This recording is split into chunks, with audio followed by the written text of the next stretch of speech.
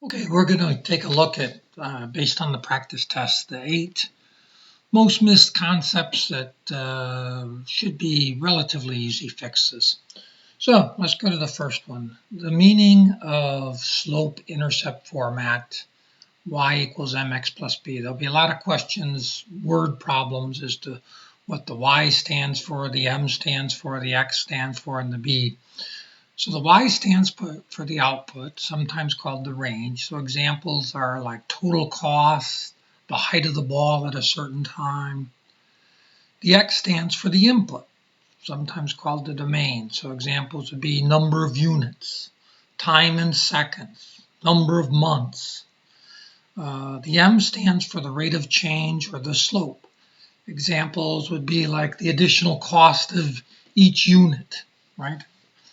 And B stands for the initial value when x is equal to 0 or the y-intercept.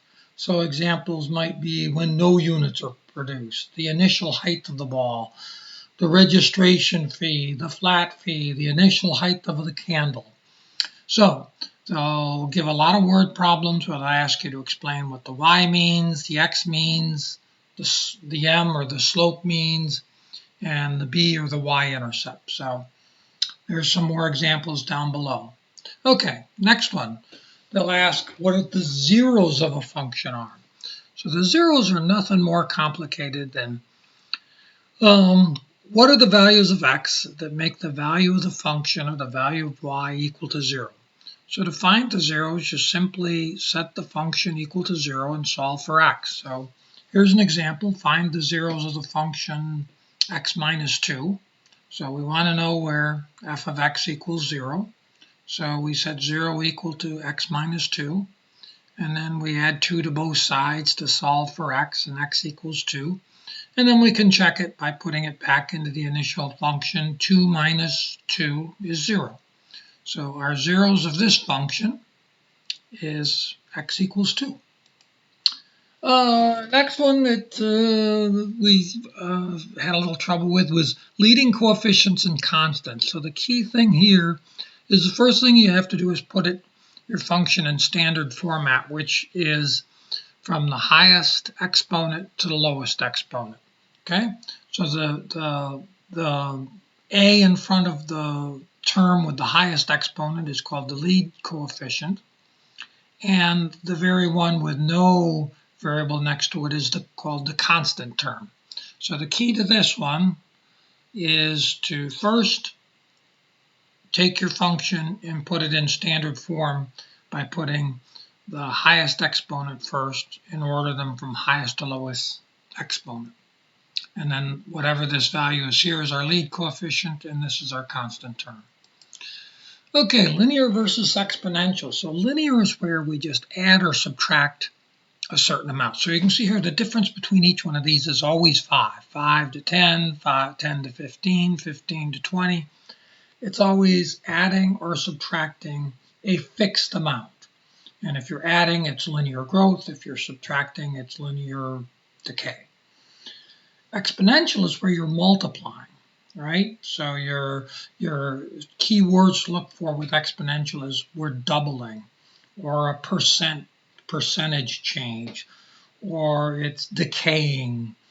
Linear, the difference between each one is the same amount. If you graph it, a linear is a straight line as opposed to an exponential is a curved line. Calculating the slope of a line. Okay, so two examples you're going to get. You're either going to get given 2 points. If you're given 2 points, it's just the change in y divided by the change in x. The second thing you'll be given is you might be given the slope in 1 point. And there you put it into what is called a point slope formula. This is one thing that's probably worth memorizing. So it's y minus y1 equals m x minus x1. And then if you're given the slope, you just plug it in, and you plug in the 1 point, and you solve for y. Now, they might trick you and say it's parallel to this other line, so you need to understand that 2 lines that are parallel have the exact same slope. if they're perpendicular, their slopes is the negative reciprocal. So you take whatever the slope of the one line is, you flip it, and you change the sign. And the next one, factoring. Okay, so you're going to, if you have two terms, check to see if you have the difference of perfect squares. So you got to have like a squared minus b squared. Both of these are perfect squares, so it's a plus b and a minus b. So an example is 16x squared. 16x squared is a perfect square, right? 4x times 4x is 16x squared. Minus, and it's important that it's the minus sign, 25 is a perfect square, it's 5. So I got 4x plus 5 and 4x minus 5. The perfect square of the first term plus the perfect square of the second term times the perfect square of the first term minus the perfect square of the second term. It's kind of handy because some of these questions are on calculator inactive, so it's kind of handy to sort of know your perfect squares. It's worth knowing them for a day. All right, then factoring if we have three terms. So the first thing you want to do is take out any greatest common factor. So let's do this one, 2x squared plus 8x plus 6. So 2 is a common factor, so I can take the 2 out, and that leaves me with x squared plus 4x plus 3. Now, remember, I need to find two factors that multiply to a positive 3 and add to a positive 4. And if you're used to using this box method, if that's what they've taught you, great, go ahead. But 3 times 1, 3 and 1 are my two factors, because 3 times 1 is 3, 3 plus 1 is 4, and there you go. Here's another example you can go through where I've got to find things that multiply to a negative 12, that add to a negative 4, so that's negative 6 times a positive 2 gives me a negative 12, and negative 6 plus 2 gives me a negative 4.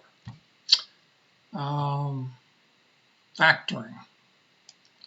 All right, the next kind is the meaning of the x-intercept. So sometimes I'll ask you questions is, calculate where it crosses the x-intercept. Well, if you think about the x-intercept, it's this line, this horizontal line, where my y value, basically, I have no height, right? My y value is equal to 0. So to calculate the x-intercept, you just set your function equal to 0 and solve for x to find out where it intercepts this line.